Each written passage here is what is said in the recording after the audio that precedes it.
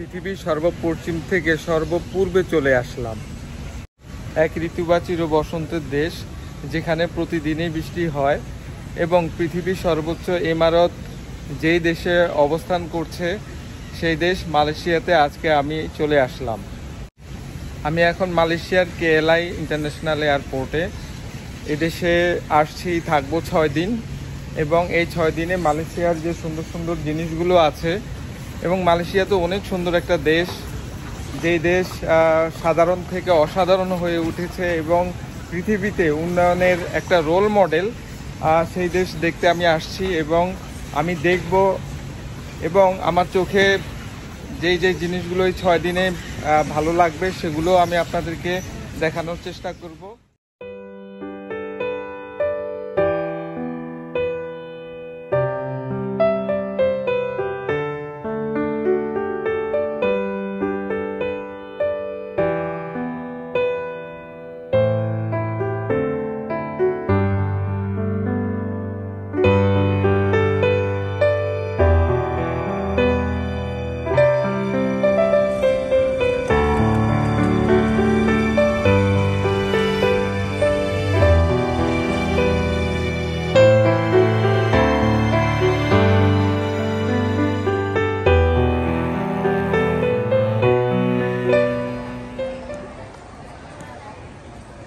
Malaysian international airport KLI 1।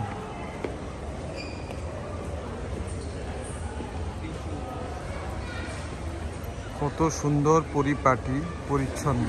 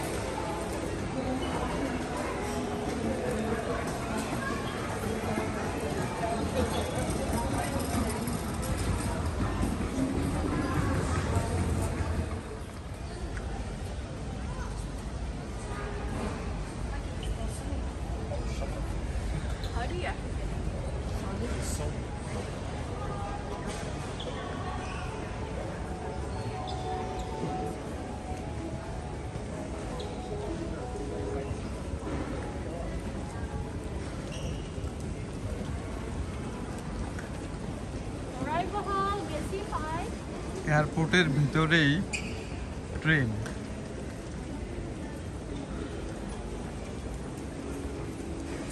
এই train দিয়ে এয়ারপোর্টের বিভিন্ন ডিপার্টমেন্টগুলোতে যাওয়া যায়। ব্যাগেজ ক্লেম, ইমিগ্রেশন,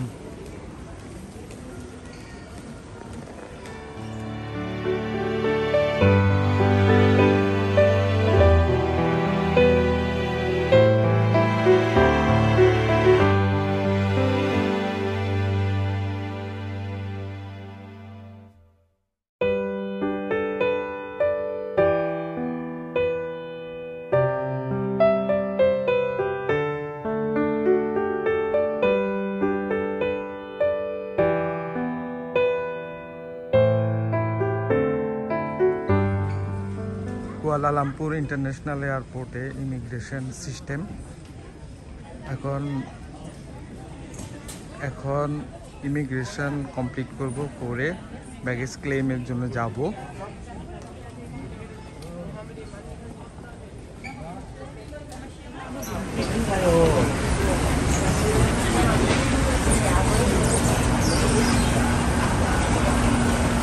মালয়েশিয়ার কুয়ালালামপুর ইন্টারন্যাশনাল এয়ারপোর্টের ব্যাগেজ ক্লেম বেল্টগুলো আমি দেখাচ্ছি যে কত সুশৃঙ্খল ওদের বেল্ট সিস্টেম। আমার মনে হয় এপাশ থেকে ওপাশ অন্তত 8 হতে 10টা বেল্ট আছে। এখানে কোনো রকম বেশি অপেক্ষা করা, বেশি সময় ধরে বসে থাকার কোনো প্রয়োজন নেই। মানুষও অনেক কম। একের পর এক লাগেজগুলো চলে আসছে। আমার কাছে খুবই ভালো লাগছে। একেবারে সেই পিছন পর্যন্ত সবগুলা বেল্ট।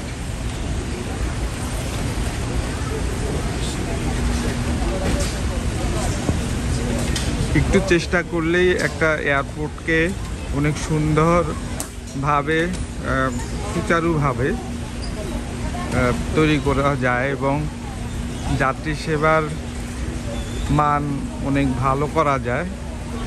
এই মালয়েশিয়া ইন্টারন্যাশনাল এয়ারপোর্টটা তার একটা উদাহরণ। মানি এক্সচেঞ্জ আমি সহজেই পেয়ে গেলাম, লাগেজ ক্লেমের পাশেই মানি এক্সচেঞ্জ আমি দেখতে পেলাম। তো যাচ্ছি মানি এক্সচেঞ্জে, আমি আমার ডলারগুলো কনভার্ট করে নিই। এই যে মানি এক্সচেঞ্জ,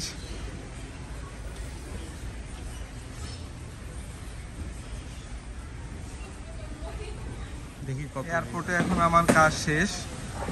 দীর্ঘ জার্নিতে খুবই ক্লান্ত হয়ে গেছি, বিশেষ করে 2 দিন 2 রাত সব মিলিয়ে আমার লেগেছে। এত লম্বা জার্নি কখনো আমি করিনি, মানে মনে হচ্ছে যে পড়ে যাব এমন অবস্থা।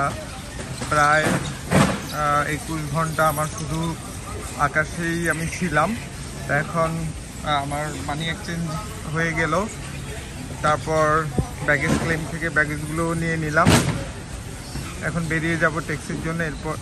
এরপর আমি এখন আমি যে রিজার্ভেশন করেছি হোটেল, সেই হোটেলে সেন্টারে টুইন টাওয়ারের একদম কাছেই আমি ওখানে যাব। তারপরে ওখানে রেস্ট নেব। এরপর আগামীকাল আমি মালয়েশিয়ার যেই জায়গাগুলো অ্যাট্রাকশান সেগুলো দেখব এবং আপনাদেরকে দেখানোর চেষ্টা করব।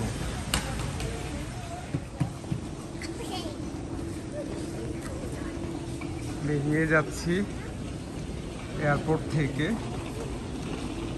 আমি ভিডিওর প্রথমেই বলেছি যে অনেক নিট অ্যান্ড ক্লিন, কোনো ধরনের ঝামেলা বা কোনো রকম মানুষের ব্যাগেজ নিয়ে টানাটানি, কুলি বা হেল্পার এরকম কিছুই নেই। মানে এক কথায় অসাধারণ।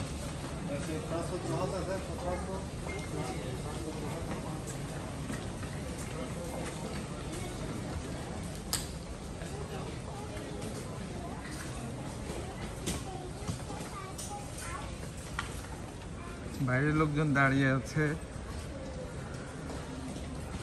তাদের গেস্ট বা আত্মীয় স্বজন বিদেশ থেকে আসবে, তাদেরকে রিসিভ করার জন্যে। Yes, ma'am.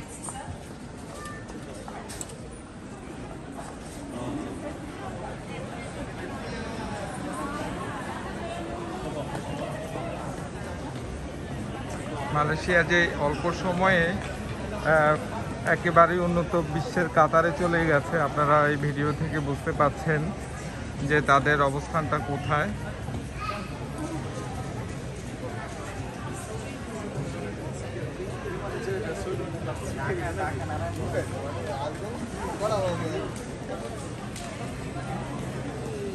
তো ফার্স্ট ওয়ার্ল্ড কান্ট্রিগুলোতেই একমাত্র এরকম দেখতে পাওয়া যায়। কিন্তু যে মালয়েশিয়া ইতিহাস খুব বেশি দিন আগের না, যে এরা খুবই সাধারণ একটা দেশের পর্যায়ে ছিল, আজকে তারা উন্নত বিশ্বের কাতারে চলে গেছে শুধুমাত্র স্বচ্ছতা, জবাবদিহিতা এবং প্রশাসনের ভালো কাজের কারণে।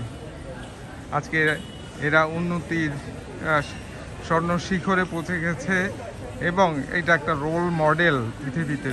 মালয়েশিয়া তারা দেখিয়ে দিয়েছে যে একটা সরকার এবং তার পাশাপাশি লোকজন যদি স্বচ্ছ থাকে তাহলে একটা দেশকে সহজে কত উপরে নিয়ে যাওয়া যায়।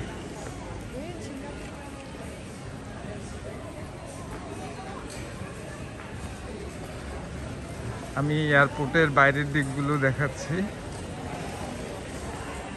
এখানে মোবাইল সিম বিক্রি হচ্ছে। যারা ট্যুরিস্ট আসবেন তারা এখান থেকে সিম কার্ড নিতে পারেন মানি এক্সচেঞ্জ আছে, ট্রাভেল প্ল্যান আছে,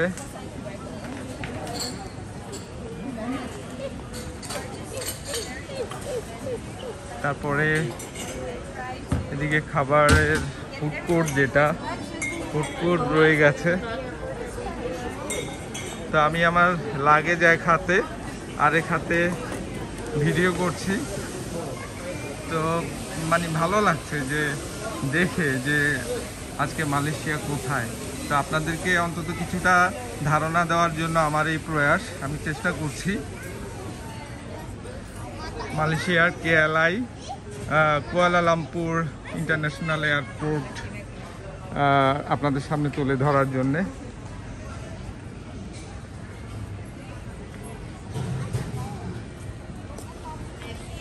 তো যাই হোক দর্শক, আমি এরপরে আপনাদেরকে এই মালয়েশিয়ার সুন্দর সুন্দর যে জায়গাগুলো আছে ওগুলো আমি দেখব এবং আপনাদেরকে দেখানোর চেষ্টা করব। তা আমার সাথেই থাকবেন। আজকে এখানে বিদায়, আল্লাহ হাফেজ।